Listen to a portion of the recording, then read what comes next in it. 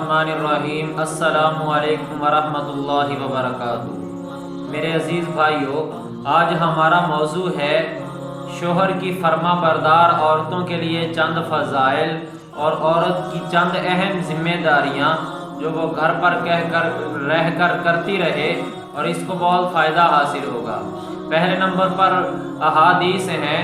حضور علیہ السلام نے فرمایا، جو عورت 5 وقت کی نماز پڑھے اور رمضان المبارک کے روزے رکھے اور اسی طرح اپنی عزت کی حفاظت کرے اور شوہر کی اطاعت کرے تو وہ عورت جنت کے جس دروازے سے چاہے جنت کے اندر داخل ہو جائے۔ پھر حضور علیہ السلام نے فرمایا، جس عورت کا انتقال اس حال کے اندر ہوا کہ اس کا شوہر اس کے ساتھ راضی تھا تو وہ عورت جنت کے اندر جائے گی۔ پھر حضور علیہ السلام نے فرمایا کہ بیوی کا شوہر کی خدمت کرنا یہ صدقہ لکھ دیا جاتا ہے۔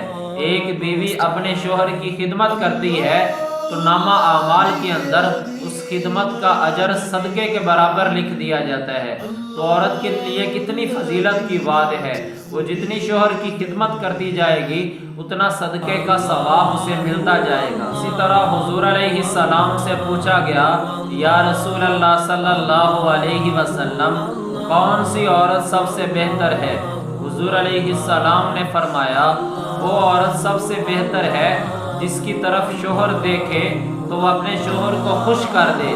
پھر فرمایا کہ وہ عورت بہتر ہے کہ جس کو اس کا شوہر حکم کرے اور وہ فوراً اطاعت کرے، اپنے شوہر کی فوراً بات کو مان لے۔ تیسرے نمبر پر اپنی عزت کی حفاظت کرے، اپنی عزت کو شوہر کے لیے خاص رکھے۔ پھر فرمایا کہ اپنے شوہر کی مرضی کے خلاف شوہر کا مال خرچ نہ کرے، یہ عورت سب سے بہتر ہے۔ تو یہ چند فضائل تھے۔ اب ہیں چند عورت کی اہم ذمہ داریاں۔ جب ان ذمہ داریوں کو نبھائے گی تو اپنے شوہر کی نظر میں اور زیادہ عزت والی، مرتبے والی بنتی جائے گی۔ بیوی کے ذمے بھی چند اہم ذمہ داریاں ہیں۔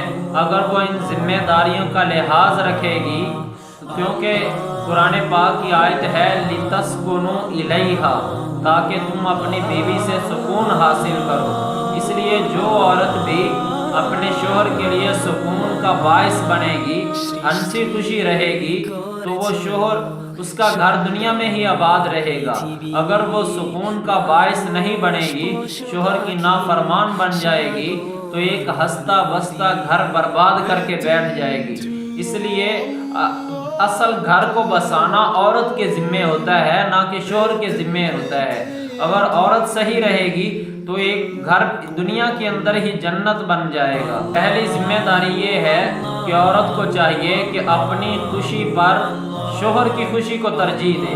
اس کو یہی فکر لگی رہے کہ اس کا شوہر اس کے ساتھ خوش ہو جائے، خوش رہے۔ دوسرے نمبر پر ذمہ داری یہ ہے کہ جب شوہر باہر سے تھکا ہارا آئے، کام کا وہ چور و چور ہوتا ہے، تو آتے ہی اپنا رونا دھونا نہ لے کے بیٹھ جائے، اپنی فرمائشیں نہ لگائے، بلکہ جب وہ گھر آ جائے، گھر آنے کے بعد اس سے خیریت معلوم کرے کہ اس کا باہر سفر کیسا گزرا ہے، باہر وقت کیسا گزرا ہے، کہیں یہ باہر سے پریشان تو نہیں لوٹا ہے۔ اگر وہ پریشان ہے تو اس کے سامنے بیٹھ کر اس کی خدمت کرے، اس کو راضی کرنے کی کوشش کرے، اسے دبائے، اس کی خدمت کرے۔ اس کے بعد جب وہ باتوں میں کھل مل جائے پھر اپنے مطالبات رکھے۔ یہ نہ ہو کہ وہ باہر سے پریشان آئے، اوپر سے عورت پریشانی کا سبب بن جائے، اس سے وہ کنفیوز ہو جائے گا اور زیادہ ذہنی دباؤ کا شکار ہو جائے گا۔ اس لیے اس بات سے بچنا چاہیے، جب وہ آئے سب سے پہلے اس کی خدمت کی جائے۔ تیسری ذمہ داری یہ ہے کہ جب خامد غصے میں ہو، بیوی اس کو راضی کرنے کی کوشش کرے بجائے موڈ بنانے کے۔ آپ صلی اللہ علیہ وسلم نے لعنت فرمائی ہے اس عورت پر جو اس حال میں رات گزارے کہ اس کا شوہر اس سے ناراض ہو۔ اسی طرح عورت کو چاہیے چوتھے نمبر پر کہ وہ حسن انتظام کے ذریعے اپنے گھر کو پروقار بنا دے۔ جتنی عورت عقل مند ہوگی اتنا ہی گھر کے اندر ہر چیز کو ترتیب سے رکھے گی۔ بے ترتیب چیزیں پھیلا دینا گھر اور بچوں کو اور خود بھی گندا رہنا ان چیزوں کا گھر کو برباد کرنے کے اندر ایک بہت بڑا حصہ ہوتا ہے۔ اس لیے گھر کو اور بچوں کو اور اپنے آپ کو صاف ستھرا رکھنا چاہیے۔ اسی طرح جب شوہر گھر کے اندر آئے، 5ویں نمبر پر جب شوہر گھر کے اندر آئے تو آتے ہی اس کا استقبال کرے، اس کو راضی کرنے کی کوشش کرے تاکہ وہ اپنی باہر والی ساری تھکاوٹ بھول جائے اور خوش ہو جائے۔ اسی طرح 6 نمبر پر عورت کو چاہیے کہ شوہر کے غم کو اپنا غم سمجھے، شوہر کی پریشانی کو اپنی پریشانی سمجھے۔ اس پر اگر مشکل حالات آ گئے ہیں، مالی حالات کمزور ہیں، تو ان مشکل حالات میں ایک عورت ہی ہوتی ہے جو دنیا کے اندر اپنے شوہر کا سہارا بنتی ہے، شوہر کا ساتھ دیتی ہے۔ تو جب کمزور حالات ہوں تو اپنے شوہر سے طرح طرح کی فرمائشیں نہ کرے، بلکہ حالات کا ساتھ دیتی ہوئی اپنے شوہر کا ساتھ دے، حالات کا مقابلہ کرتی ہوئی۔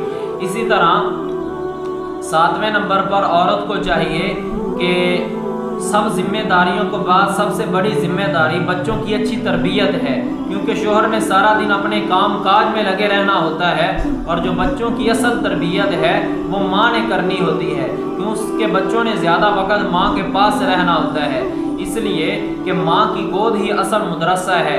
جہاں تک ممکن ہو سکے اپنے بچوں کی تربیت میں کوئی کمی نہ چھوڑے، اچھی تربیت کرے، ایک اچھا انسان بنائے۔ 8ویں نمبر پر شادی شدہ عورت کے لیے چند اہم آداب ہیں کہ مرد سے ہمیشہ شرم کرتی رہے۔ اسی طرح 2 نمبر پر مرد کے حکموں کی تابع داری کرتے رہے، اپنی عزت کی حفاظت کرتے ہوئے شوہر کے مال میں خیانت نہ کرے۔ اسی طرح اگر شوہر نے کوئی احسان کیا ہے تو اس کا شکریہ ادا کرے۔ اسی طرح مرد کے قریب آنے پر الفت ظاہر کرے۔